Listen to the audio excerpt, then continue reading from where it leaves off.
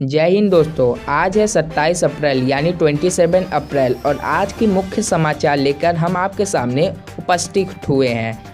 UP के CM Yogi Adityanath ने सरकारी भत्ते पर रोक लगाने का प्रस्ताव रखा है। महाराष्ट्र के सीएम उद्धव ठाकरे ने यह सोचा है कि उनके यहाँ लॉकडाउन को जरूर बढ़ाना चाहिए। केजरीवाल ने यह ऐलान किया है कि दुकानें दिल्ली में खोली जाएंगी और कौन सी दुकानें खोली जाएंगी, इसके बारे में जानने के लिए वीडियो को पूरा जरूर देखें। दोस्तों, आपको अंत में हम ये भी बताएंगे कि कौन से राज्य ये चाहते हैं कि लॉकडाउन और आगे बढ़ाया जाए, तो वीडियो को पूरा जरूर देखें। तो चलिए चलते हैं अपने पहले न्यूज के ऊपर।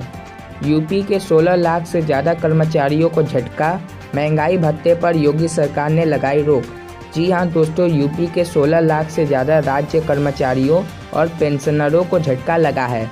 कोरोना महामारी को रोकने के लिए लगातार खर्च हो रहे फंड में पैसे जुटाने के मकसद से राज्य सरकार ने केंद्र के तरह अपने कर्मियों को जनवरी से प्रस्तावित महंगाई भत्ता और पेंशनरों का महंगाई राहत रोकने का फैसला किया है। बताया जा रहा है कि राज्य सरकार इस फैसले से करीब 2000 करोड़ रुपए के खर्च भार से बचेगी। उत्तराखंड में कर्मचारियों और पेंशनरों को 1.5 साल तक महंगाई भत्ता यानी डीए का भुगतान नहीं किया जाएगा। सरकार ने कोरोना महामारी के चलते यह फैसला लिया है।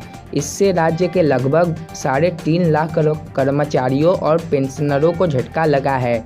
मुख्यमंत्री त्रिवेंद्र रावत के शुक्रवार को हरी झंडी दिखाने के बाद सचिव वित्त अमित नेगी ने यह आदेश जारी कर दिए। राज्य ने केंद्र सरकार की तर्ज पर यह फैसला लिया। कर्मचारियों को साल में 2 बार महंगाई भत्ता तो पेंशनरों को महंगाई राहत मिलता है। केंद्र सरकार ने अपने कर्मचारियों को जनवरी 2020 से 4% डीए देने का फैसला लिया है। इसके बाद राज्य सरकार को भी इसे लागू करना था, पर कोरोना महामारी ने आर्थिक स्थितियां बदल दी है। इस संबंध में वित्त सचिव अमित नेगी ने बताया कि कोरोना वायरस के चलते बदली परिस्थितियों में 1 जनवरी 2020, 1 जुलाई 2020 और जनवरी 2021 में मिलने वाले डीए यानी सरकारी भत्ते स्थगित कर दिए हैं। 3 मई के बाद भी मुंबई और पुणे में लॉकडाउन बढ़ाया जा सकता है। जी हाँ दोस्तों, मुख्यमंत्री उद्धव ठाकरे के नेतृत्व वाले महाराष्ट्र सरकार ने 3 मई के बाद भी मुंबई और पुणे में लॉकडाउन का विस्तार कर सकती है। महाराष्ट्र के स्वास्थ्य मंत्री राजेश टोपे ने एचटी मिंट से कहा कि अगर कोरोना वायरस का प्रसार कम नहीं हुआ तो लॉकडाउन को आगे बढ़ाने की आवश्यकता होगी। टोपे ने मिंट को बताया, लॉकडाउन को लागू करने का मुख्य उद्देश्य कोविड-19 महामारी के प्रसार को रोकना था और अगर ये नहीं रुकता है तो हमें लॉकडाउन का विस्तार करना होगा। उन्होंने कहा कि यदि आवश्यक हो तो 3 मई के बाद 15 दिन के लिए लॉकडाउन का विस्तार केवल जरूरी जगह पर करेंगे। मुंबई और पुणे महाराष्ट्र के 2 सबसे बड़े कोरोना वायरस हॉटस्पॉट हैं। कोविड-19 के मामले यहां निरंतर बढ़ रहे हैं। महाराष्ट्र के कुल 6,817 यानी 6,817 कोरोना वायरस मामले में 4,447 यानी 4,447 मुंबई से हैं, जबकि 961 यानी 961 मामले पुणे के हैं। फिलहाल तेलंगाना एकमात्र राज्य है जिसने 7 मई तक कोविड-19 लॉकडाउन का विस्तार करने का निर्णय लिया है। दिल्ली में खोले जाएंगे दुकान, लेकिन कोई मार्केट या मॉल नहीं।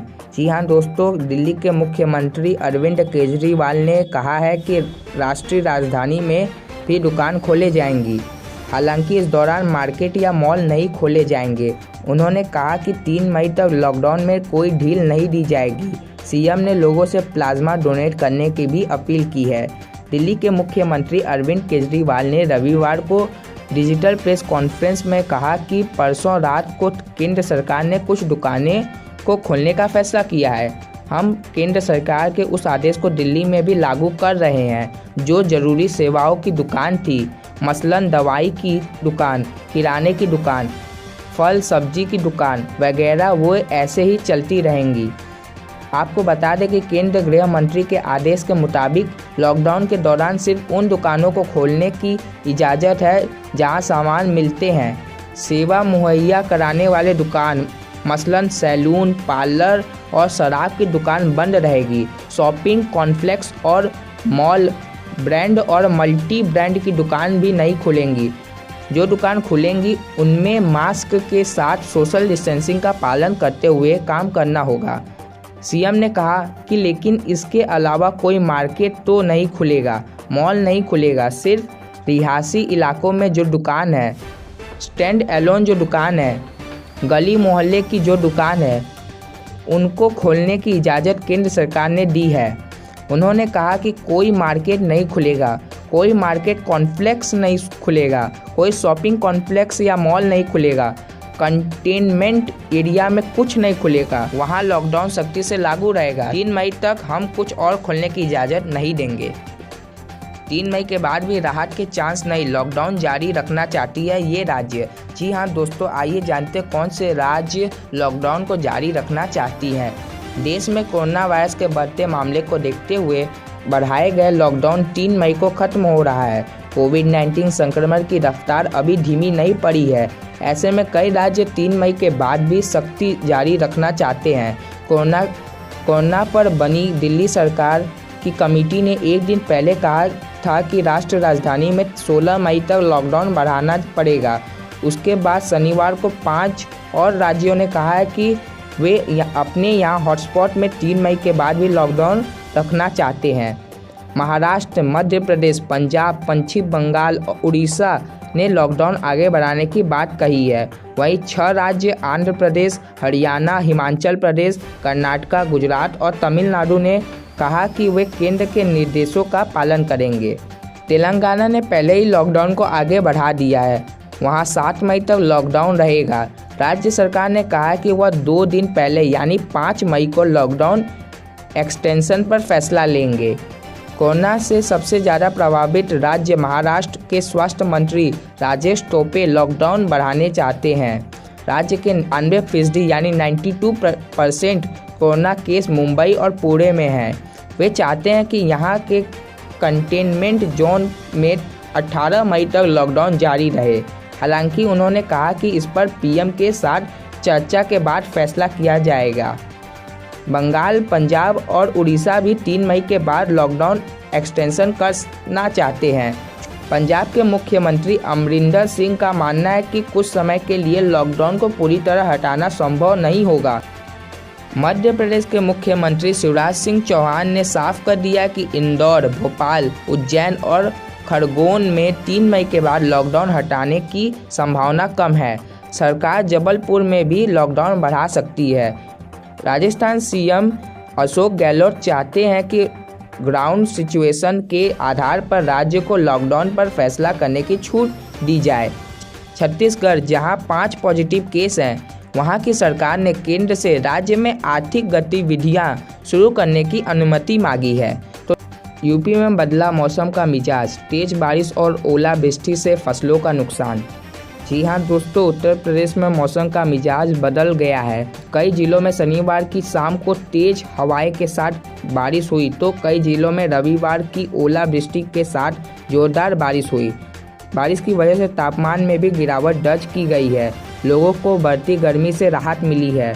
यूपी के मुरादाबाद में तेज बारिश के साथ ओलावृष्टि हुई। बारिश की वजह से किसानों को नुकसान हुआ है, क्योंकि गेहूं की फसल अभी खेत में ही पड़ी है। ऐसे में बारिश से नुकसान होगा।